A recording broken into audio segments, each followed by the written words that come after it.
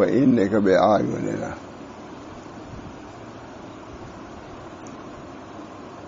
یہ آیت مجھے اتنی یاد تھی، حضرت نے کسی موقع پہ پڑھا تھا تو ذہن میں تھی. اب صبح اٹھا تھی یہ آیت ذہن میں آئی. اب کتنے سال ہو گیا، 50 سال 60 سال. تو میں نے دیکھا تو میں نے کہا ہوتے ہیں مختصر، آپ لوگ کا میرے مختصر تو مختصر ہی.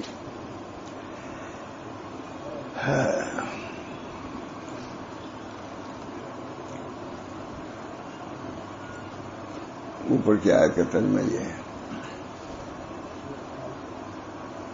اور جن لوگوں نے ظلم کیا ان کے لیے اس سے پہلے عذاب ہے. اس عذاب سے کون سا عذاب مراد ہے؟ حضرت ابن عباس نے فرمایا اس سے مراد بدر ہے. ان سے پہلے وہاں کے عذاب سے پہلے ان کو پہلے یہ عذاب ہوگا. غزوہ بدر میں ان کو عذاب دیا گیا. کفار مشرکین پورے طریقے سے پست ہو گئے یہ لوگ. اصل تو وہی غزوہ فتح کا پیش خما یہ غزوہ بدر تھا. فتح جو ہوئی ہے اس کی وجہ سے ان کی کمر ٹوٹ گئی. اللہ تعالیٰ ایسے ہی فرمائے وَاصْبِرْ لِحُکْمِ رَبِّکَ، اور آپ اپنے رب کی تجویز پر صبر کیجیے. بڑے حال سے حضرت نے پڑھا تھا مجھ کو یاد ہے. اور آپ اپنے رب کی تجویز پر صبر کیجیے. ان کو جو اللہ کی طرف سے ڈھیل دی جا رہی ہے اس پر صبر کیجیے. ان جو تکلیف دے رہے ہیں اس پر صبر کیجیے، اور عذاب میں ان کی جو تاخیر اس پر صبر کیجیے. آپ اپنے رب کی تجویز پر صبر کیجیے. ان کو جو اللہ کی طرف سے ڈھیل دی جا رہی ہے اس پر بھی صبر کیجیے. آپ کی مدد جو نہیں آ رہی اس پر بھی صبر کیجیے. ان کو ڈھیل دی جا رہی اس پر کہتا ہے کہ نہیں ہم لوگ کے علاج.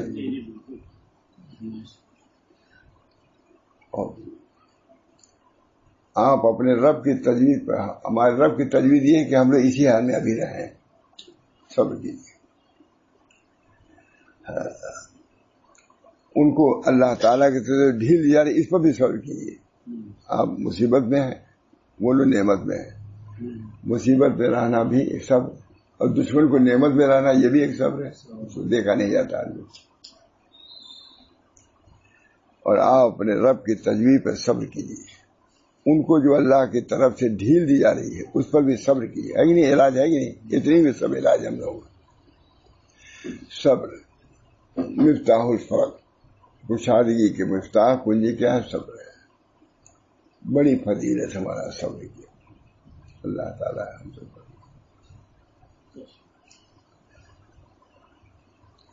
جائیے. انتقام کے لیے جلدی نہ کیجیے. ہے کہ نہیں علاج ہم لوگ اتنی میں سب ہے. انتقام کے لیے جلدی نہ کیجیے جلدی سب ختم ہو جائے، برباد ہو جائے. نہ، آپ کو اختیار نہیں ہے. اللہ کی مخلوق ہے، جب چاہے گا رکھے گا، جب چاہے فنا کر دے گا. انتقام کے لیے جلدی نہ کیجیے. وقت معین پر مبتلا عذاب ہوں گے. معین ہے، ہمارے نزدیک معین ہے. ہم جب چاہیں گے دیں گے. آپ کو جلدی مچانے کی ضرورت نہیں. نبی صلی اللہ علیہ وسلم کی تعلیم ہے وصبر، صبر کیجیے. آپ عام بات نہیں ہے. جب نبی کو صبر کا حکم ہے تو وہ چیز ہم لوگ کے لیے بھی تو ہے.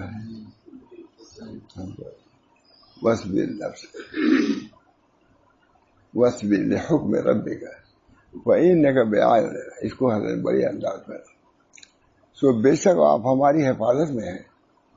آپ گھبرائیے نہیں. جو ہو رہا ہے صبر کیجیے.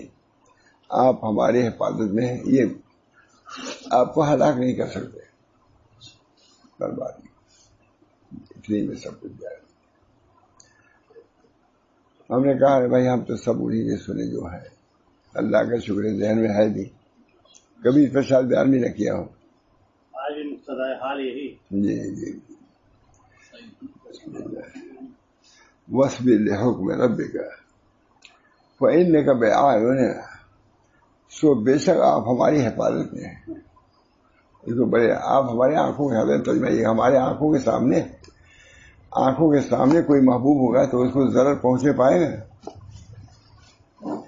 آنکھوں کے نہیں ہے، جا بیٹا ہم آئے تمہارے ساتھ، کہتا کہ نہیں آدمی؟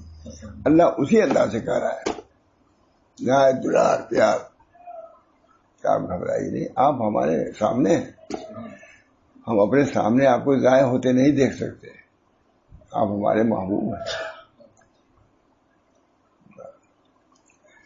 پہننے کا بیان تو بے شک آپ ہماری حفاظت میں ہیں۔ بیان کا ترجمہ تو اصل یہی ہے، وہ ہمارے آنکھوں کے سامنے، ہمارے آنکھوں کے سامنے جب ہے تو کوئی آپ کو غضب نہیں پہنچ سکتا، کوئی ضرر نہیں پہنچ سکتا۔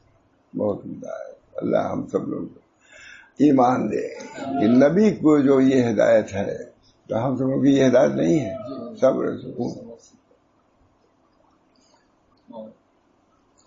ان کے خلاف ان کی تدبیریں کامیاب نہ ہوں گی۔ سن لیجیے، آپ کے خلاف ان کی تدبیریں کامیاب نہ ہوں گی، اس کا ترجمہ کر رہے ہیں، اچھی ترجمہ آج کی گراہی جاننے کو لیے۔ آپ کے خلاف ان کی تدبیریں کامیاب نہ ہوں گی۔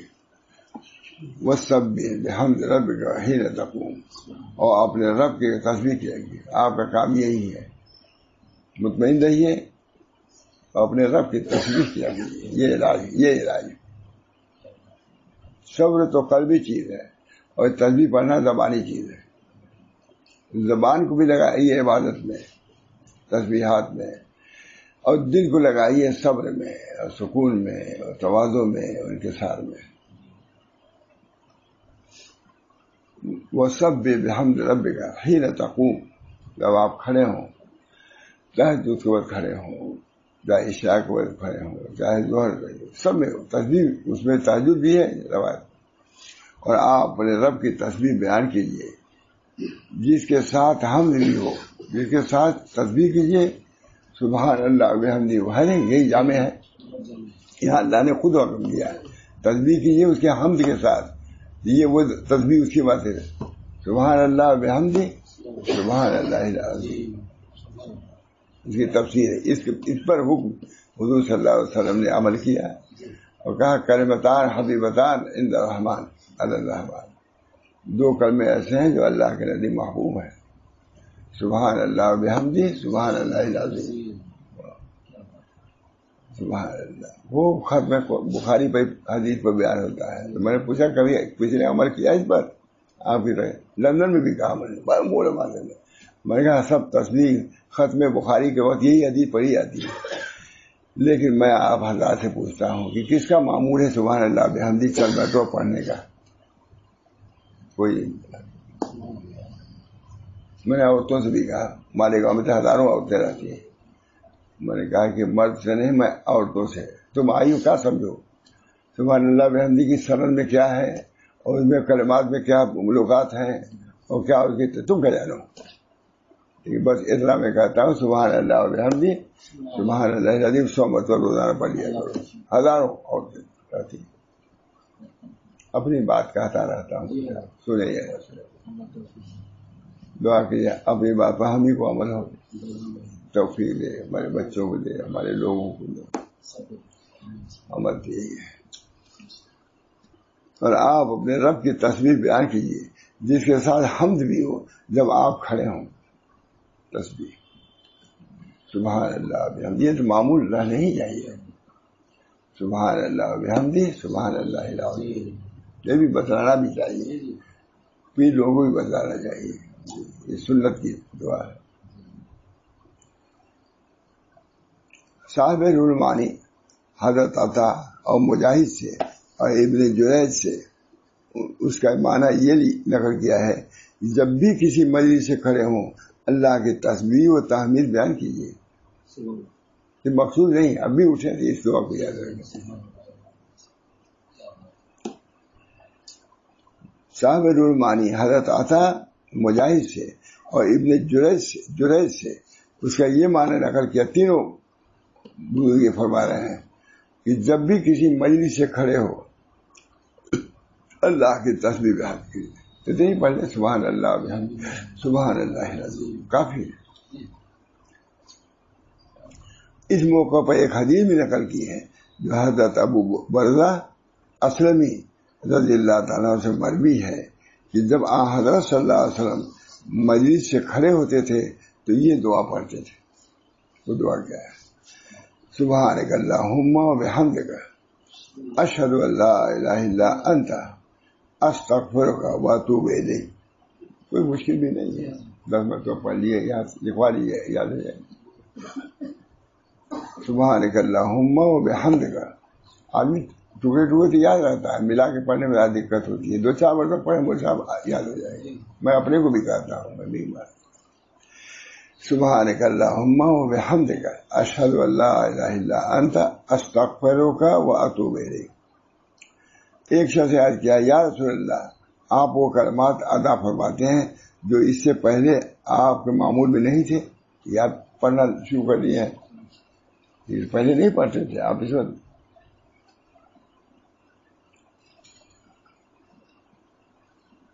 آپ نے فرمایا کہ یہ کلمات ان سب باتوں کا کفارہ ہیں جو مجلس میں ہوتی ہیں. مجلس میں اگر کوئی لغو بات ہو گئی پہلے سب معاف ہو جائے گا. اللہ تعالیٰ ہم سب کو توفیق. وہ میرے لیل فسبح و ادبار النجوم. اور رات کے حصے میں اپنے رب کی تسبیح بیان کیجیے. کیا پورا طریق ہے کہ نہیں مولانا؟ طریق تو یہی ہے مولانا جو قرآن نے بیان کیا ہے. تہجد کو ذکر آ گیا کہ نہیں؟ رات کو جاگنے کا بیان آ گیا. اب ہم لوگ کہیں مستحب ہے، یہ ہے، وہ کچھ نہیں. جہاں تک ہو سکے اس پر عمل کرو.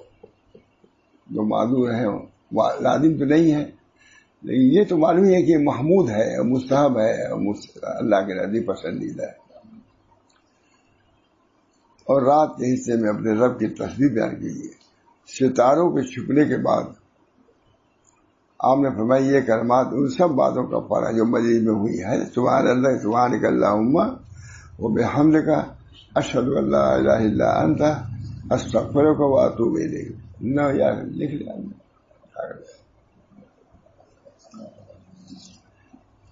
وَمِنَ اللَّيْلِ وَإِدْبَارَ النُّجُومِ. اور رات کے حصے میں اپنے رب کی تسبیح بیان کیجیے. اور ستاروں کے چھپنے کے بعد اس میں رات کے اوقات میں تسبیح بیان کرنے کا حکم فرمایا ہے. اور ستاروں کے غروب ہونے کے بعد بعض حضرات نے من اللیل فسبح سے مغرب اور عشاء کی نماز مراد لی ہے، اور ادبار النجوم سے فجر کی 2 رکعتیں مراد لی ہے. اور بعض حضرات نے من اللیل سے رات کی نفل پڑھنا مراد سب ہے.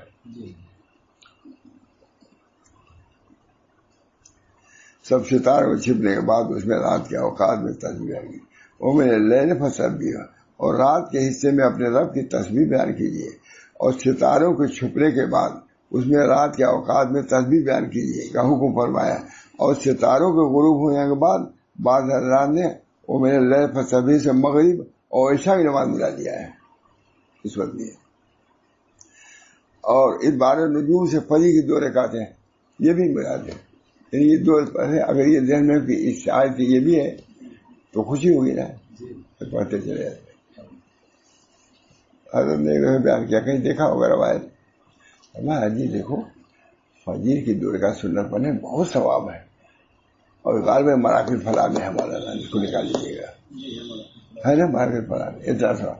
کہا دیکھو فجر کی نماز گھر میں پڑھنے، فجر نہیں سنت، فجر کی اتنا ثواب ہے کہ وہاں شاہ صاحب بڑے تعجب سے کہا. یہ نئی بات جیسے معلوم ہوئی حضرت کو تو ہم لوگ نے کہا اجی 2 رکعت سنت گھر میں پڑھنے کا بڑا ثواب ہے. تو چنانچہ پڑھ کے تب جاتے تھے، عملی طور سے وہ کرتے تھے. معلوم ہے اللہ کا شکر. معلوم گنجی نا یہ لوگ پسند کرے تب تو اچھے ہے نا. ہاں روزی برکت ہے. ہاں مجھے یاد نہیں تھا یہ کہ اہتمام سے بیان کیا کہ 2 رکعت سنت دیکھو لوگ گھر میں 2 رکعت سنت پڑھ کے نکلنے میں یہ فائدہ ہے.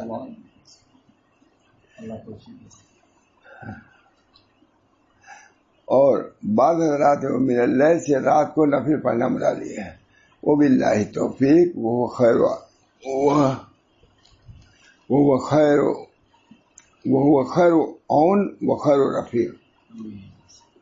وہ انشاءاللہ ہمارا جو بھی ہوں اللہ ہی سے توفیق ہے، وہی بہترین رفیق ہے، وہی بہترین معین ہے، وہی بہترین توفیق دینے والا ہے، بہترین ساتھی وہی ہے. بس مختصر ہوگا ہی نہیں. بس دعا کیجیے اللہ تعالیٰ. اللہم صلی اللہ تعالیٰ ہم سب لوگوں کی تعلیمات پر عمل کرنے کی توفیق فرمائے، ہر کسی کی عافیت عطا فرمائے. اللہ تعالیٰ تمام ضروریت کو، تمام متقدین مریدین و منتصبین کو اللہ تعالیٰ دین حق و قائم و دائم رکھے اور سنت کا شیدائی اور عاشق بنا دے. اللہ تعالیٰ ظاہری سنت ہے، باطنی سنت ہے. ظاہری سنت یہ ہیں، باطنی سنت کیا ہے؟ توکل ہے، تواضع ہے، انکسار ہے. یہ تمام چیزیں باطنی سنتیں ہیں نبی اکرم صلی اللہ علیہ وسلم کی. اللہ ہم سب کو توفیق دے. ایک مصری عالم تھے، وہ بیان کر رہے تھے کہ جو اللہ سے مدد طلب کرے گا اللہ اس کی مدد کرے گا. وہ تو حدیث ہے. کہا دیکھو، یہ حضور کس کو نصیحت کر رہے تھے؟ ابن عباس کو، جو 7 سال کے اس وقت تھے، 7 یا 8 سال کو لکھا ہے، 7 یا اختلاف روایت. اس وقت نبی صلی اللہ علیہ وسلم کہتے ہیں یا بنیا، اے لڑکے اللہ سے مدد کرو اللہ تمہاری مدد کرے گا. ہے نا، بڑی اچھی حدیث. بڑی اس پر اسے بڑا عمدہ لکھا اس لڑکے، نہ عمر آدمی ہے، مصر کے ہزاروں آدمی میں یہ بات کہی کہ دیکھو یہ حضور صلی اللہ علیہ وسلم 8 یا 9 سال کے لڑکے کو یہ نصیحت کر رہے ہیں. آج تم 70 سال کے آدمی ہو گئے ہو، تم کو استعانہ توکل کے معنی بھی نہیں معلوم. بہت زبردست موقع نہیں تھا. تو ہم نے صحیح سے کہا کہ بھائی بہت کہا وہ کھڑا کر دے لاکھوں آدمی کو، اسی طرح کرتا ہے. کہا حضور ایک 8 سال کی یا 7 سال کے لڑکے کو یہ نصیحت فرما رہا ہے، ایسی بہت مشہور ہے، اور تم 70 سال کے بڈھے ہو لیکن تم کو معلوم بھی نہیں کہ توکل استعانت بھی کوئی چیز ہے. نوجوان عالم ہے، اب تو وہ بھی بہرحال